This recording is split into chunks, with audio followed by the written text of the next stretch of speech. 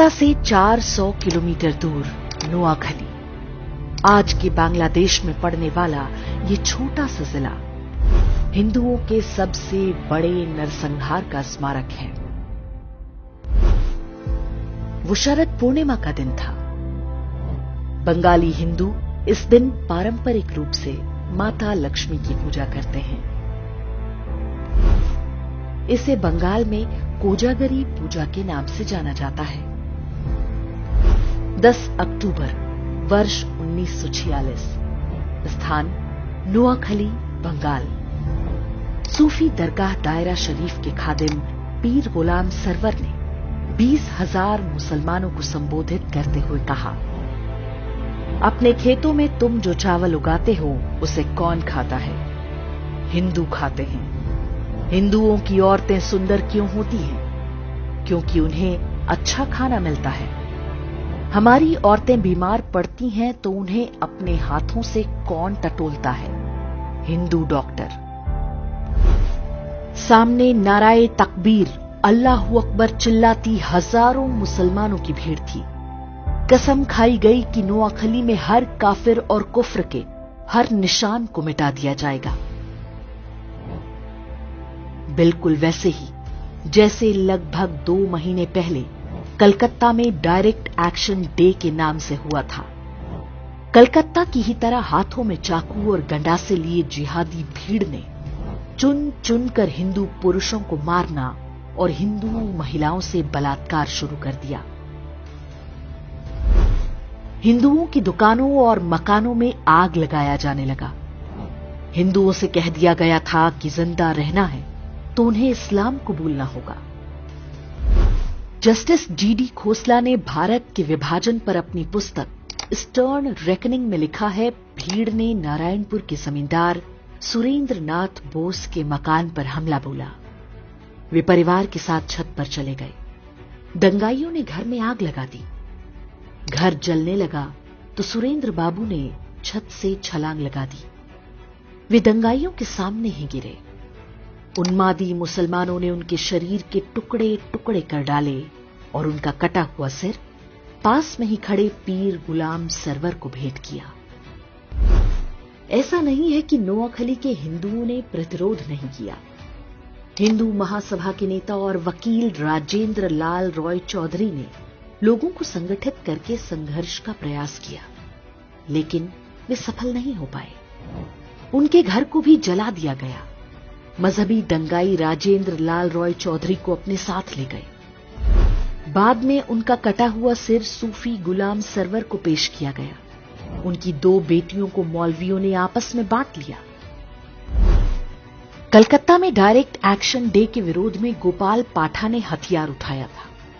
उनका प्रतिरोध सफल रहा था क्योंकि कलकत्ता में हिंदुओं की जनसंख्या अधिक थी, जबकि नोआखली में हिंदू मात्र 20% थे, जबकि मुसलमान 80% थे। तब जो नोआखली में हुआ वो आज हम कश्मीर से लेकर केरल और कैराना तक में आए दिन देखते हैं। 10 अक्टूबर 1946 को शुरू हुआ ये हिंदू नरसंहार चलता रहा और बाकी देश में किसी को कुछ भी पता नहीं चलने पाया। 15 अक्टूबर को नोआखली नरसंहार की सूचना दिल्ली पहुंची। 17 अक्टूबर को गांधी जी ने प्रतिक्रिया देते हुए कहा, हिंदू महिलाओं को मरने की कला सीखनी होगी। बलात्कारी के सामने झुकने से अच्छा है कि वे अपने हाथों से अपना गला घोंटकर या जीभ दांतों में दबाकर मर जाएं। गांधी के इस असंवेदनशील बयान से पूरे देश में हिंदुओं में कड़ी प्रतिक्रिया हुई।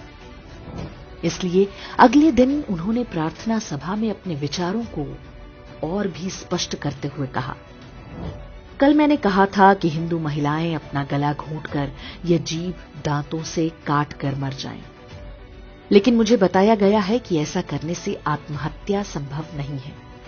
ऐसे में मैं हिंदू महिलाओं को जहर खाने की सलाह दूंगा। मैंने सुना है कि योग क्रिया से भी आत्महत्या की जा सकती है। मैं पता करूंगा कि ऐसा कैसे किया जा सकता है। नोआखली में हिंदू मारे जा रहे थे। अहिंसा और शांति के पुजारी गांधी जी हिंदू महिलाओं को आत्महत्या करने के नए नए उपाय बता रहे थे। नोआखली और आसपास के क्षेत्रों में जिहादी निर्वस्त्र हिंदू महिलाओं के जुलूस निकाले जा रहे थे, लेकिन गांधी शांति और अहिंसा की अपनी विकृत धारणा का सार्वजनिक प्रदर्शन पूरी निर्लज्जता से करते रहे। 19 अक्टूबर को कलकत्ता के अमृत बाजार पत्रिका में एक समाचार छपा जिसमें नोआखली के विभूति भूषण दास के हवाले से शीर्षक दिया गया, वी ऑल हैव बिकम मुस्लिम। इसमें बताया गया कि नोआखली में अधिकांश हिंदू पुरुषों को काट डाला गया है, महिलाओं और बच्चों को जबरन मुसलमान बना दिया गया, उन्हें गोमांस खिलाया जा रहा है और 5 वक्त नमाज पढ़ने का आदेश दिया गया है। बंगाल के तत्कालीन गवर्नर ने भी अपनी रिपोर्ट में इसकी पुष्टि की। नोआखली में जिन पुरुषों की हत्या की गई, उनकी विधवाओं का निकाह उनके ही पति के हत्यारे के साथ पढ़वाया गया।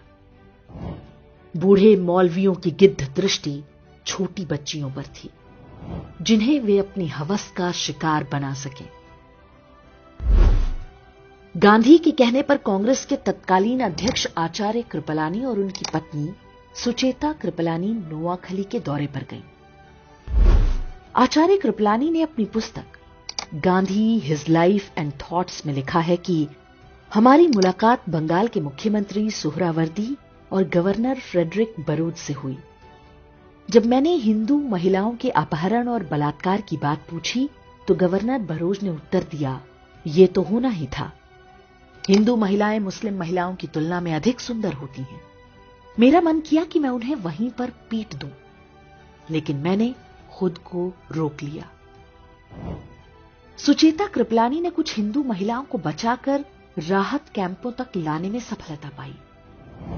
पीर गुलाम सरवर हुसैनी इस बात से इतना भड़क गया कि उसने फतवा जारी करके कहा कि जो भी सुचेता कृपलानी के साथ बलात्कार करेगा उसे गाजी की उपाधि दी जाएगी। इसका परिणाम हुआ कि सुचेता कृपलानी हर समय अपने साथ जहर का कैप्सूल रखा करती थी।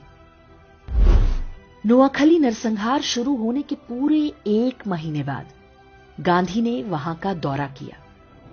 वे सबसे पहले पास के तिपरा नाम के स्थान पर गए। यहां दंगा पीड़ित हिंदुओं के लिए राहत शिविर चला रही सुचेता कृपलानी के साथ गांधी की मुलाकात हुई। उनके काम से खुश होने के बजाय गांधी जी ने सुचेता कृपलानी से कहा कि कैंप में रह रही हिंदू महिलाओं को निःशुल्क खाना ना दिया जाए, बदले में उनसे काम कराया जाए। गांधी जी ने सुचेता कृपलानी को यह निर्देश भी दिया कि वे इन हिंदू महिलाओं से कहें कि वे वापस अपने गांव में जाकर मुसलमानों के साथ मिलजुल कर रहें, चाहे उनकी जान ही क्यों ना चली जाए। नाथूराम गोडसे और उनके मित्र नारायण आप्टे भी तब नोआखली गए थे। वहां पर वे राहत कैंपों में रह रहे हिंदुओं की सेवा करते थे। गोडसे और आप्टे ने वहां जो कुछ देखा और गांधी की बातें सुनी, ये कहना गलत नहीं होगा कि वही आगे चलकर गांधी की हत्या का कारण बना होगा। काशी हिंदू विश्वविद्यालय के संस्थापक महामना मदन मोहन मालवीय ने नोआखली में हिंदुओं के नरसंहार और महिलाओं से बलात्कार के वृतांत सुने तो उन्हें गहरा सदमा लगा। इसी कारण 12 नवंबर 1946 को उनका निधन हो गया। स्वतंत्रता के बाद बंगाल के पहले मुख्यमंत्री बने प्रफुल्ल चंद्र घोष ने अपनी पुस्तक Gandhi as I saw him में लिखा है, गांधी जी ने एक युवा से पूछा कि नोआखली में हिंदुओं और मुसलमानों की जनसंख्या का अनुपात क्या है।